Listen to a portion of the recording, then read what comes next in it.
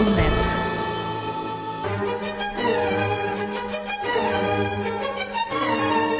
Літаратурныя ночы з Васілём.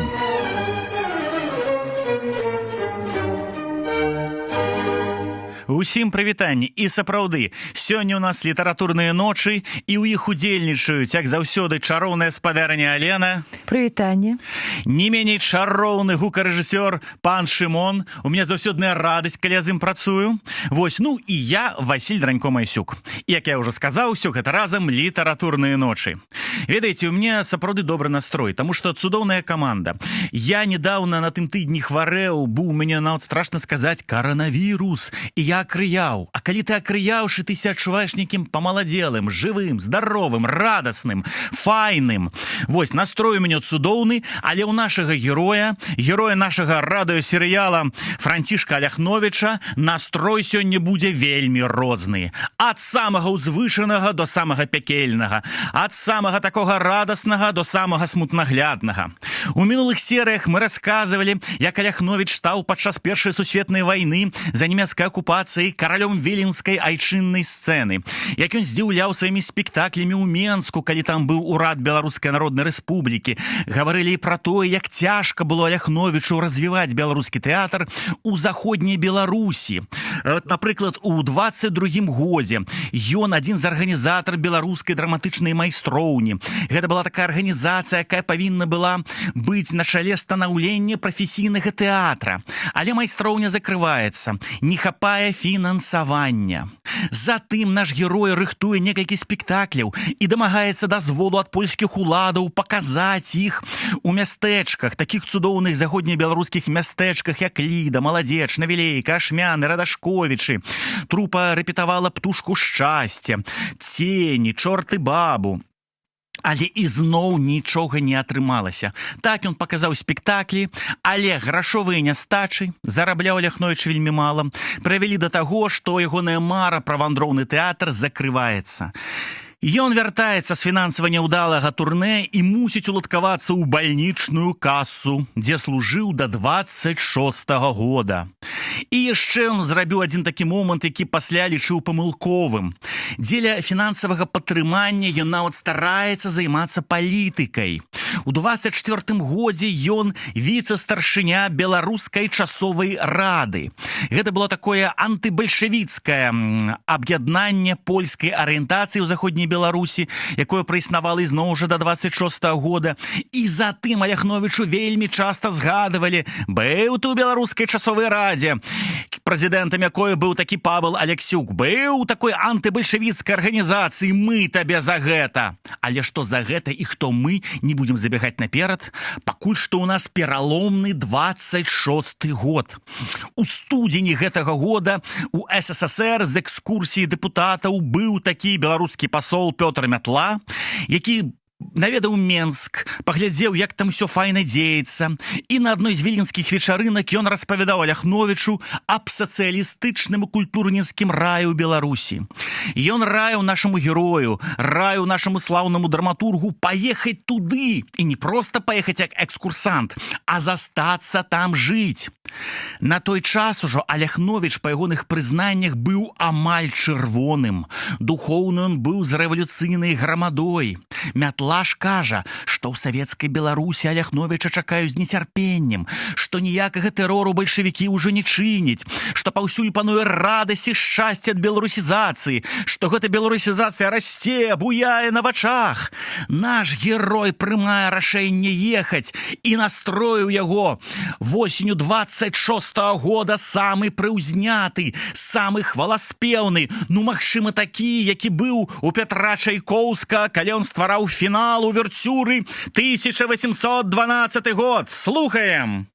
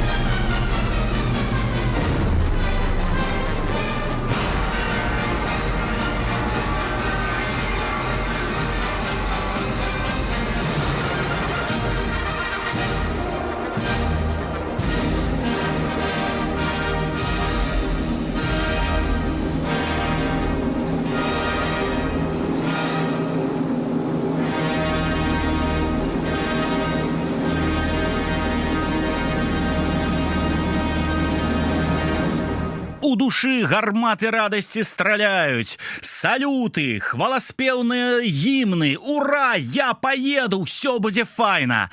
Аўторак 16 лістапада 26 года Францішак Аляхновіч паехаў на вакзал. Развітанне з сям'ёй было кароткае і паспешнае. Дзеці спалі і не бачылі ад'езду бацькі.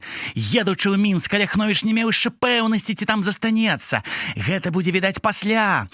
Пакуль што не спаліў за сабою мастоў, атрымаў водпуск з установы, якой працаваў, і гэткім чынам праз 4 тыдні мог вярнуцца і зноў узяцца за старую працу.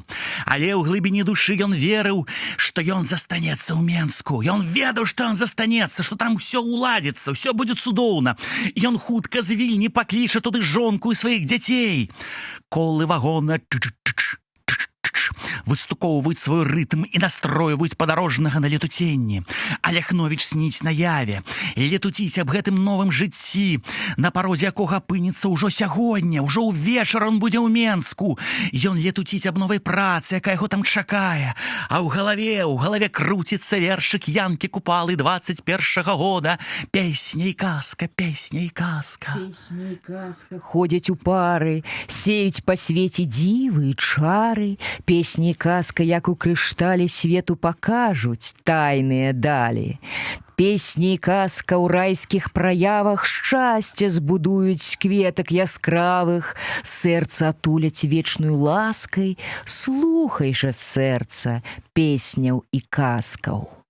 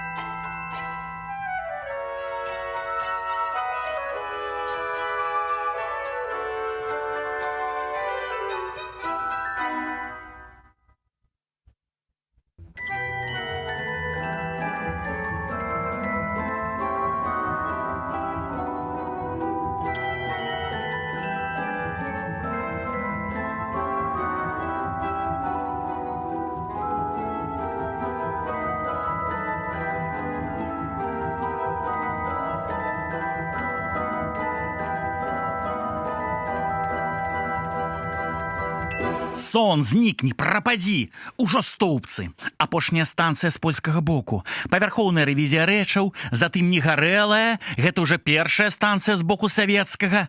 І вось ён, Менск. У Менску яго чакала маці, якую не бачыў ужо 5 гадоў. У яе наш герой пасяліўся па адрасе вуліцы Першамайская, дом 27. На наступны ж дзень па прыездзе Аляхновіч пайшоў у тэатр. Галоўны тэатр Беларусі БДТ-1. На вуліцы яго чалавек, які выглядаў вельмі ж так па-еўрапейску, паліто, капелюшы такім модным. Дык вось, на яго з цікавасцю глядзелі панурыя савецкія іменакі. За ім беглі следам дзеці, смяяліся, паказвалі пальцам, але Аляхновіч на эту увагу не звяртаў. Ён спяшаўся ў тэатр, он хацеў паглядзець, што новага там паставілі. галоўны рэжысёр тэатра Еўстігней Міровіч, які да рэвалюцыі быў зоркай камерцыйнай піцерскай сатырычнай сцэны, а па прыездзе ў Менску пачатку 20-х зрабіўся галоўным рэжысёрам і драматургам нашай рэспублікі, дык вось ён паказаў дарагому госцю свой рэпертуар. Дарагі таварыш Ляхновіч, вось як бачыце, ставім п'есы на нацыянальным грунце Кастуся Каліноўскага, Каваля Ваеводу і кар'еру Брызгаліна. Гэта ўсё я сам напісаў, мой дэбют, можна сказаць, у беларускай драматургіі. Ну, што скажаце, толькі шчыра, толькі праўду. Ну, нават не ведаю. Ну, не бойцеся, ну кажыце, як ёсць. Ну, бачу, нешта не зусім падабаецца, так? Ну, як бы вам сказаць, так. Разумееце, мяне крыху здзіўляе, што сяляне ў вас з 1863 года, а гаворыць яны мовою, прабачце, сучасных камсамольцаў. Сучасных камсамольцаў? Ну, это вы добра сказалі. Ну, што яшчэ? Яшчэ, ведаеце, і крыху гідка. Гідка? А ад чаго? Гідка, калі ў вас аднаго з герояў п'есы «Каваль Ваевода», ўжо пабітага, пераможанага, вешаюць на сцэне, закідаючы яму вяроўку на шыю. Вяроўку на шыю? Добра, будзем за ногі падвешваць, а? Ну, і яшчэ, разумееце, я вот не магу ніяк уцяміць, чаму прававернаму савецкаму грамадзяніну Брызгаліну ў апошнім акце выносяць прысуд расстрэлу, і расстрэл толькі за яго старыя грахі ўжо як бы даўно адпакутаваныя. Даўно адпакутваныя? Эх, таварыш Ляхновіч, а мы можам на ты? Ну, так. Ты тут чалавек у нас новы, нічога не разумееш. Гэтак трэба. Таварышы, падымем чаркі за нашага калегу, вялікага драматурга і артыста Францішка Аляхновіча, які хутка ўсё зразумее. І сапраўды Аляхновіч хутка, неўзабаве ўсё зразумее. А пакуль ён п'е з Еўстігнеем Міровічам, затым яны танцуюць, радуюцца. І хай гэтая кампазіцыя гурта Blackmore Nights пакажа тую яшчэ радасць, якую Аляхновіч атрымоўвае ад таго, што ён у тэатры сярод сваіх калегаў. Калі ласка!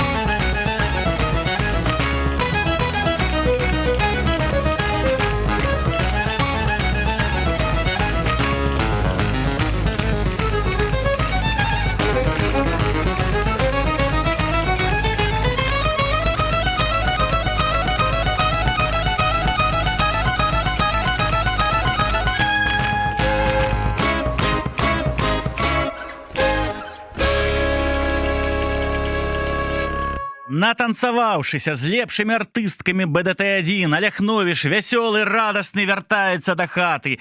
Гадзіна ночы. І тут ён сустракае маці, якая не спіць, і маці дрыжачымі рукамі перадае яму ліст. На рагу канверта напісана «Совершенно секретно». Аляхновіч разарваў канверт. Клікалі яго з'явіцца ў ГПУ.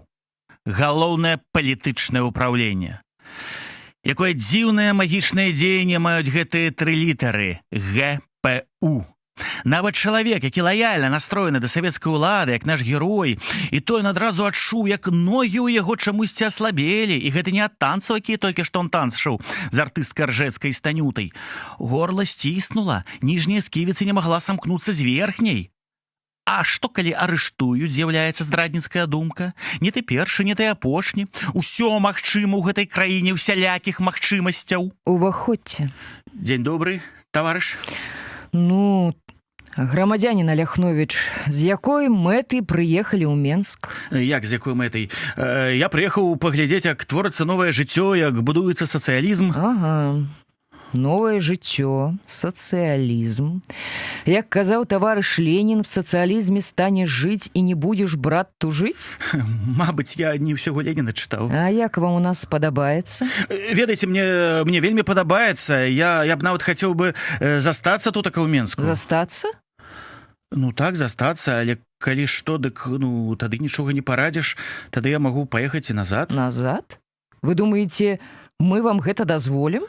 Ну тады што? Тады я не знаю, вы мяне... Ну чаго напалохаліся? Гэта быў жарт.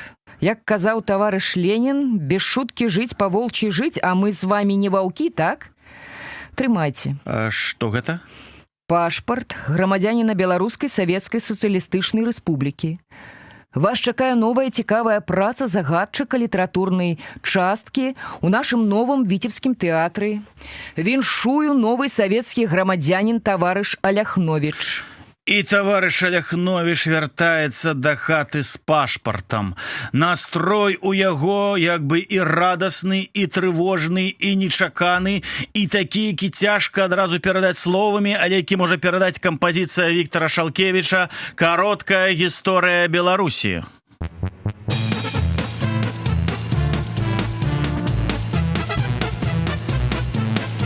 А на пярэчпі музыка іграе, народ стаіць і толькі пазяхае. Вон некія засранцы папсавалі танцы, худыя як цвікі, кажуць, што бальшавікі. Вон некія засранцы папсавалі танцы, худыя як цвікі, кажуць, што бальшавікі. А помніш, так як таму старокі, увосень залезу да нас лёталі сарокі.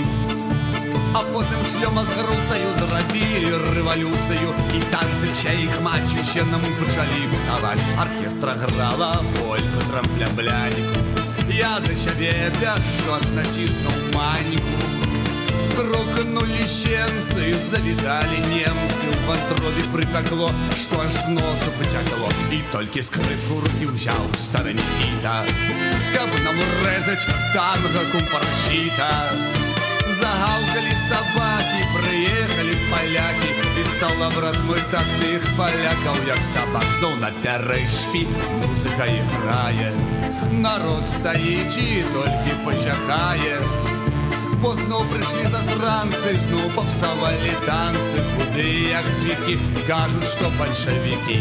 Бо зноў прыйшлі засранцы, зноў папсавалі танцы, худыя як цвікі, кажуць, што бальшавікі.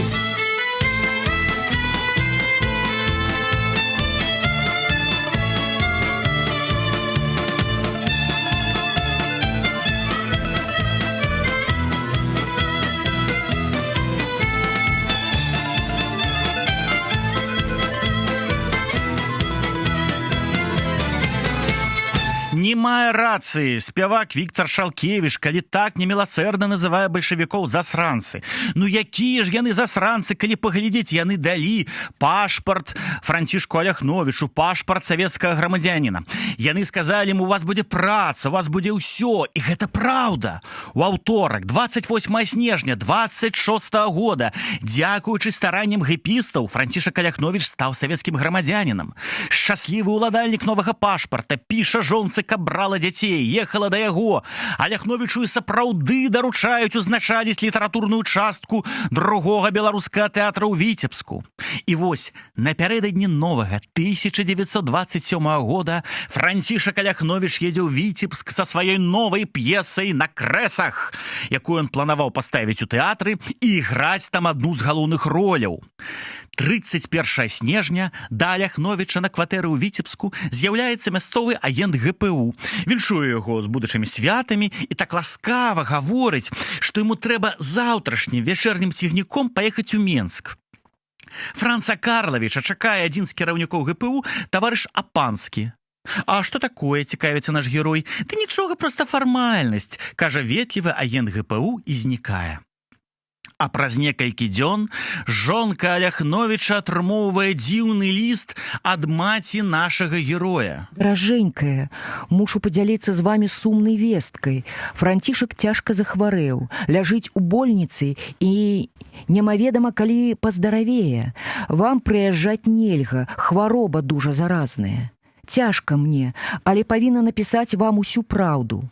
Няма надзеі на хуткае выздараўленне. Няхай Бог апякуецца вамі. Што гэта азначала? Жонка нічога не разумела, чаму захварэў, чаму ён сам не напісаў, што гэта за такая дзіўная хвароба. А азначала гэта толькі адно. У суботу, 1 студзеня 1927 года, у вечернім цягніку Віцебск-Менск Францішка Аляхновіча арыштоўваюць агенты ГПУ. Это быў першы беларускі палітычны зняволены сярод нашых творчых працаўнікоў. І цяпер настрой у Аляхновіча становіцца такі ж трагічны, як музыка Карла Орфа з «Карміны Бураны».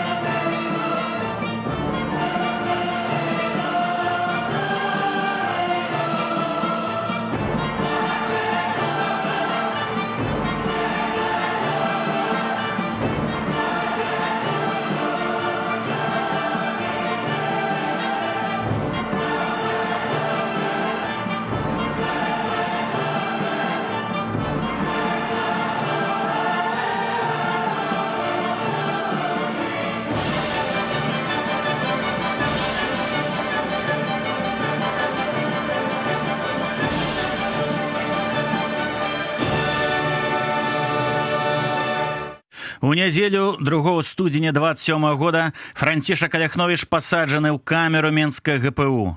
Камера была страшэнна халодная, у ёй выбіты вокны, а на вуліцы мяцеліца. З панядзелка 17 студзеня пачынаюцца першыя допыты.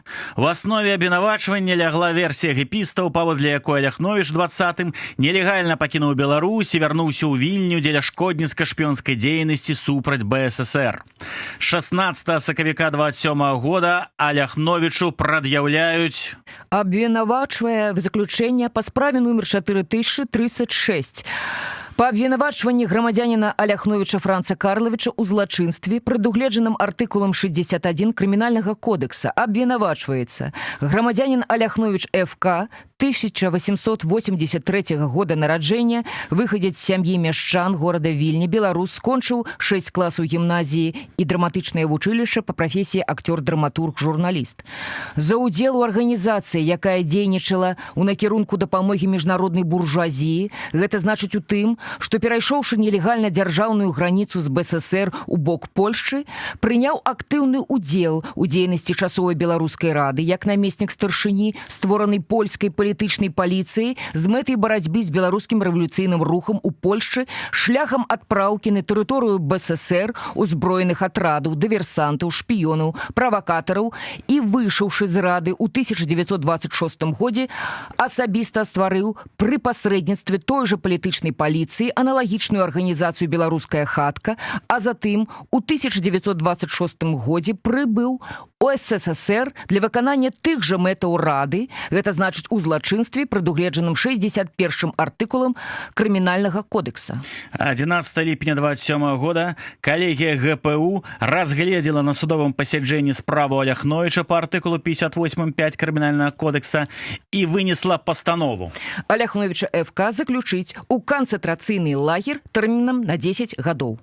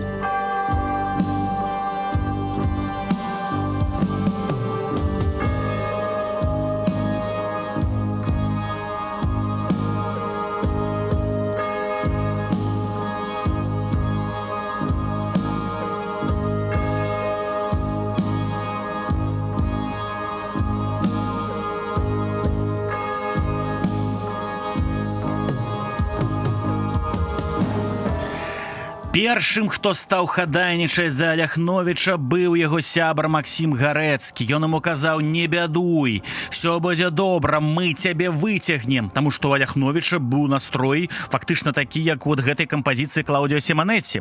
Клаўдіо Сіманэці напісаў выдатную кампазіцыю для фільма пра зомбі «Узыход мёртвых» 78 года. І Аляхновіч сам себе адчуваў такім зомбі, такім жывым мертвяком. Але Гарэцкі кажа: «Не хвалюйся, я табе дапамагу». Гарэцкі не забыў пра то, як 6 гадоў таму Аляхновіч ратаваў ад смерці самога Гарэцкага. У аўторак 19 ліпеня 1927 года Максім Гарэцкі напісаў ліст. У Цэнтральны выканаўчы камітэт БССР грамадзяніна Максіма Гарэцкага, Горкі, Акадэмія сельскай гаспадаркі, кватэра 68. Просьба. Грамадзянін Францішак Аляхновіч, паняволены ў БССР ужо 7-й месяц, з'яўляецца выдатнейшым беларускім пісьменнікам, драматургам, аўтарам многіх п'ес, заўсёды рэвалюцыйных па ідэалогіі. З 1905 года ён заўсёды на левым крыле беларускіх працаўнікоў у Вільні, быў эмігрантам, сядзеў у Астрозе, не кінуў работу ў самыя цяжкія часы нямецкай акупацыі. У 1919 годзе, калі легіёны Пілсудскага раптоўна напалі на Вільню, ён з рызыкай і небяспекай дзеля сябе самога ратаваў жыццё мне, таварышу Пятрову, супрацоўніку «Звязды», таварыш Іофе, сакратарцы «Звязды», дапамагаў знайсці кватэру, ведаў, што яны жывуць і працуюць пад чужымі прозвішчамі на беларускіх настаўніцкіх курсах і стараўся аблегчыць ім умовы працы. Дзе цяпер таварыш Іофе, можа, ведае таварыш Кнорын. Як таварыш Аляхновіч заблытаўся ў паўлюкевіцкую кампанію, я не ведаю, магу лічыць гэта толькі нейкай вялікай абмылкай з яго боку, залежнай, магчыма, ад яго натуры. Ён паэт, рамантык, лёгка захапляецца, лёгка збліжаецца з людзьмі розных станаў. Ува ўсякім разе я не магу дапусціць думкі, каб ён быў ворагам беларускай рабоча-сялянскай грамады. Прашу дараваць яму і даць магчымасць на волі працаваць дзеля БССР. А ў гэты час Аляхновічу даюць прачытаць пастанаўленне, з якога ён даведаўся, што за шпіянаж на карысць Польшчы яго засылаюць на 10 гадоў у Салаўкі. Ліст Максіма Гарэцкага застаецца без увагі, але Гарэцкі не спыняецца. 9 жніўня 27 года ў «Звяздзе» ён публікуе артыкул «Смаленск, Менск, Вільня», дзе ізноў успамінаў, як Аляхновіч дапамог яму ў акупаванай Вільні. У аўторак 25 кастрычніка 27 года у сувязі са святкаваннем 10-годдзя кастрычніцкай рэвалюцыі падчас правядзення амністыі, пад якую падпаў і шэраг асуджаных па справе ГПУ, Гарэцкі зладзіў калектыўнае хадайніцтва ў ЦВК Саветаў БССР. Мы, ніже падпісаныя, просім ЦВК БССР дараваць беларускаму пісьменніку-драматургу Францішку Аляхновічу і выпусціць на волю дзеля літаратурнай і тэатральнай працы ў БССР за подпісамі Якуба Коласа, Максіма Гарэцкага, Змітрака Бядулі, Янкі Купалы, Аркадзя Смоліча, Язэпа Лёсіка, Уладзіміра Жылкі, Браніслава Эпімах Шыпілы, Чэслава Родзевіча і многіх іншых. А ў панядзелак, 31 кастрычніка 1927 года, адзін з кіраўнікоў савецкай Беларусі Александр Чарвякоў вынес гэтае пытанне на абмеркаванне бюро ЦК КПББ у фармулёўцы. Заява групы беларускай інтэлігенцыі аб амністіраванні грамадзяніна Аляхновіча. Пастанова ж была такой. Лічыць немагчымым ставіць пытанне аб пераглядзе прыгавору па справе Аляхновіча за подпісам Вільгельма Кнорына. У гэты час Аляхновіч хварэе, знаходзіцца ў ленінградскай бальніцы імя доктара Гааза па вуліцы Пераслаўская, камера 71. Ён лістуецца з маці Гарэцкім, які распавядаў ему пра тыя захады, які прымаюцца дзеля ягонага вызвалення, але ўсё гэта не мела пазітыўных наступстваў. Настойлівасць Гарэцкага савецкія ўлады, праўда, не забылі. Праз 3 гады ў 30-м яго самога арыштуюць, а ў 38-м расстраляюць. Але да гэтага далёка. Пакуль жа Францішак Аляхновіч, як толькі акрыяў, этапіруецца на Салаўкі. У бараку на нарах было цесна. Аляхновіч спамінаў: «Упіхнуты паміж таўстапузага узбека і некага здаравеннага украінца, ляжаў я непарушна, думаючы, што будзе далей. Няўжо цэлыя 10 гадоў прыйдзецца пражыць у гэткіх абставінах? Як жа мне дурылі галаву ўсе гэтыя паслы? Як жа мне дурыў галаву Мятла? Як жа мне дурылі галаву іншыя, якія казалі пра гэты сацыялістычны рай? Як дурылі галаву гэтыя дзеці рэвалюцыі?» Ён іх так называў, «Дзеці рэвалюцыі». І зараз мы пачуем аднайменную песню, якая так і называецца.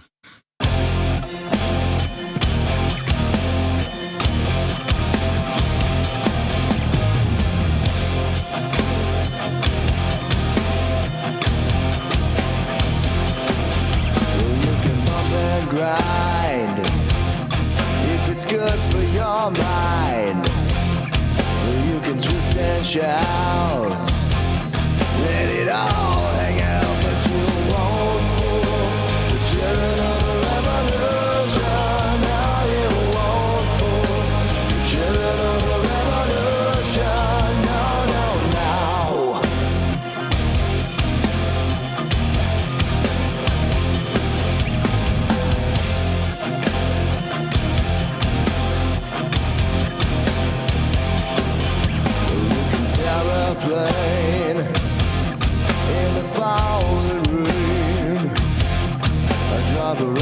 Rolls-Royce, 'cause it's good for mamas, but you won't fool the children of the revolution. No, you won't fool the children of the revolution. No, no, no. No way!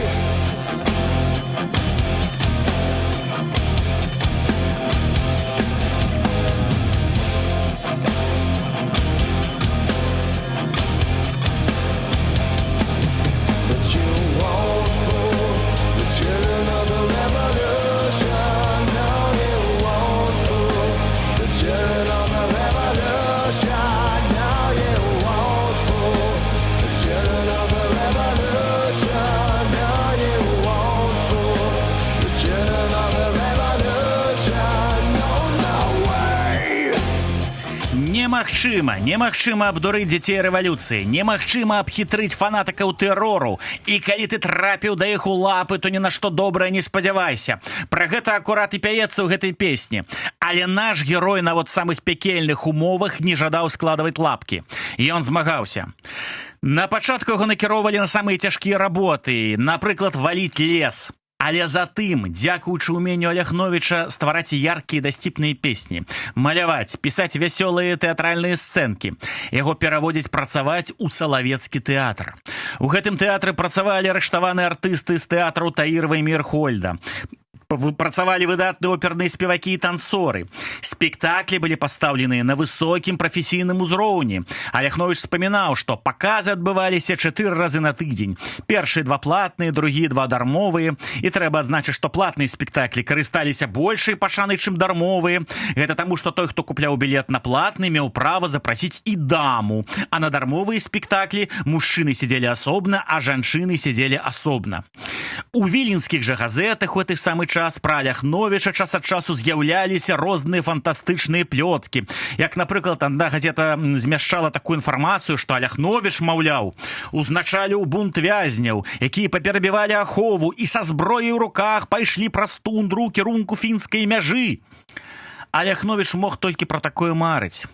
І марамі ён быў падобны з героем Янкі Купалы з яго верша «Арліныя крыллі». Орлиные крылья душа твоя мае, красе яна і сіле свой сцяг уздымае. Лунай же, саколе, у гэтых міражах, пакуль цябе доля к зямлі не прывяжа. О, як жа Аляхновіч хацеў займець такія крыллі, каб уцячы з салавецкага пекла. Але замест гэта лёс яму прыгатаваў спатканне з іншай птушкай, з буравеснікам рэвалюцыі. У чацвер і пятніцу, 20-21 чэрвеня 29 года, Салаўкі наведавае сам Максім Горкі. Аляхновіч пісаў пра гэта. Я ўлез на каласнікі, прытуліўся вокам да дзіры, прасвідраванай у драўлянай сцяне, і з зацікаўленнем прыглядаўся да таварыша Максіма Горкага, які сядзеў у першым радзе разам са сваімі чэкісцкімі сябрамі, напісана ў двухкосці. Твар Горкага выяўляў толькі нуду. Нічога больш нельга было знайсці на гэтым старэчым вусатым твары колішняга змагара за волю. Сядзеў лёгку згорбіўшыся і безуважна паглядаў на сцэну, з якой плылі гукі песняў, усе гэтыя праграмы, укладзеныя ў ягоную чэсць. Рэпертуар быў, дарэчы, вельмі вытанчаны. Уверцюра да сівільскага цырульніка, творы Рахманінава. Давайце мы паслухаем крыху вытанчанага Рахманінава.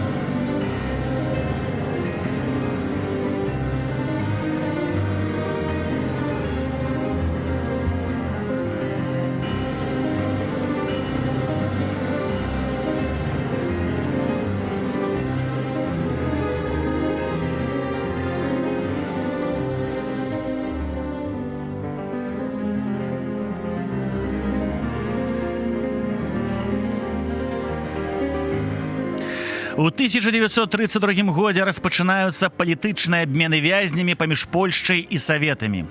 Віленскія сябры Аляхновіча спрабуюць хадайнічаць і за яго.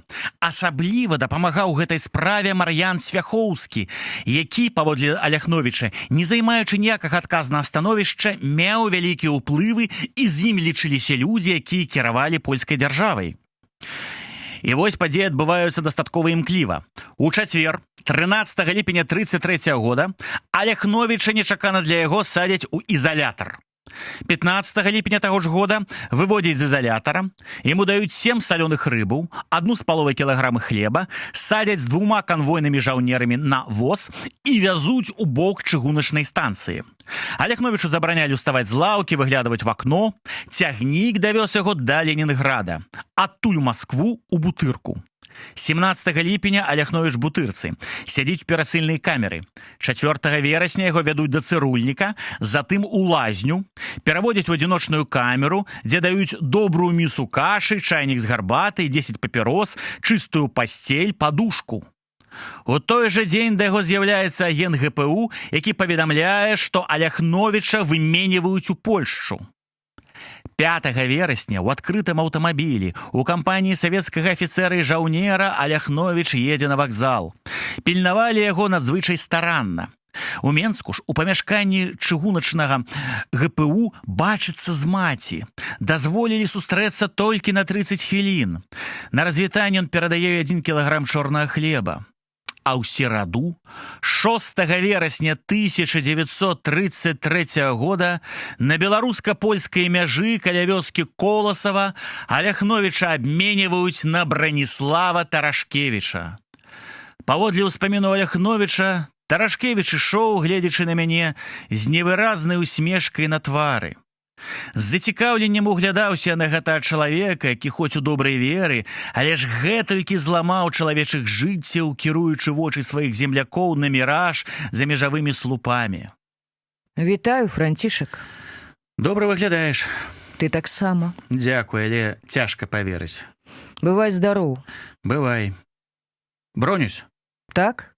Бронюсь, куды ты ідзеш? Тарашкевіч не адказаў, ён усміхнуўся, прыўзняў капялюш і пайшоў, каб знікнуць у засценках ГПУ. А назаўтра Аляхновіч быў у сваёй роднай Вільні. Што яго там чакала? Якія трагічныя неспадзяванкі і пастрадніцку складаныя выпрабаванні ў вольнай Вільні? І якая была таямніца за тым, звязаная з яго пагібеллю? Пра ўсё гэта мы даведаемся ў фінальнай серыі, прысвечанай нашаму герою ў наступны чацвер. А пакуль дабранач. З вамі працавала чароўная гаспадарыня Алена, за пультам гукавіка не менш чароўны Шымон і я, Васіль Дранько-Майсюк. Гэта былі літаратурныя ночы. Дабранач кажа мы, і дабранач кажа цудоўны бард Віктар Шалкевіч са сваёй аднайменнай песняй «Дабранач».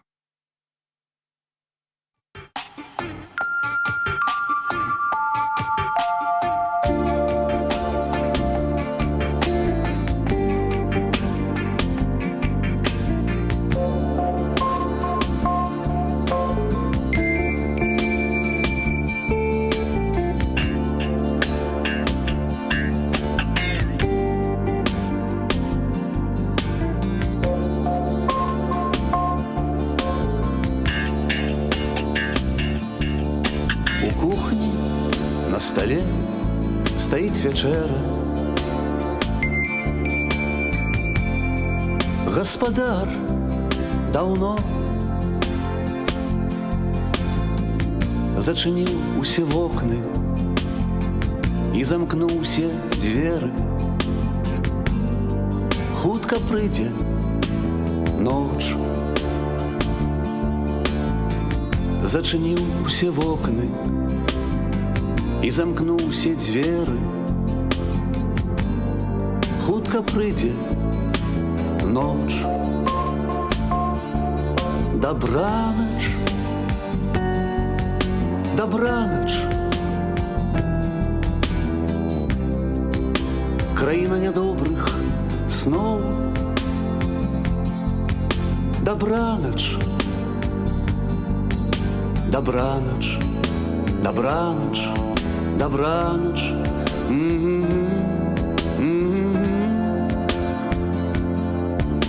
Добраноч, добраноч, країна сивих муров. Добраноч, добраноч, добраноч, добраноч.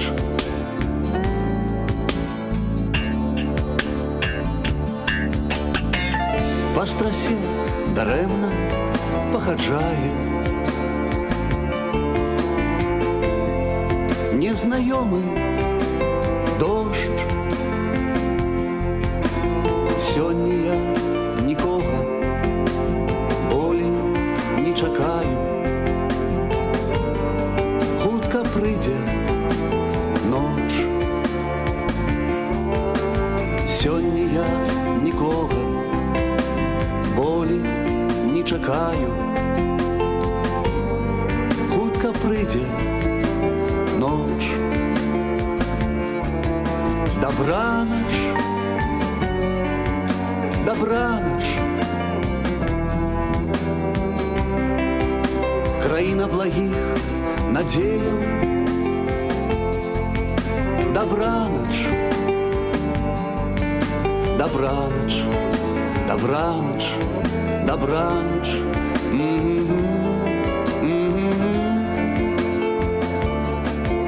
Добраноч, добраноч, краіна шэрых людзей. Добраноч, добраноч, добраноч, добраноч.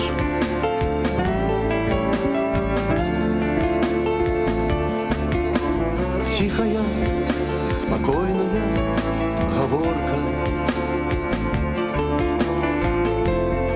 Доброе вино. В шклянку заглядае восеньская зорка. Хутка прыйдзе ноч. В шклянку заглядае восеньская зорка. Хутка прыйдзе ноч. Добраноч, добраноч, краіна нядобрых сноў. Добраноч, добраноч, добраноч, добраноч.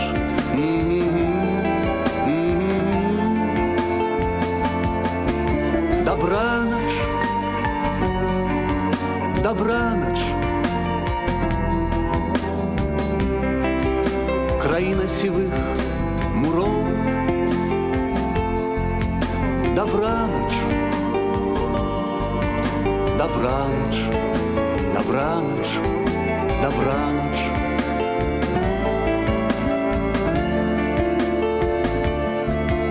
У кухні на столе стаіць вячэра.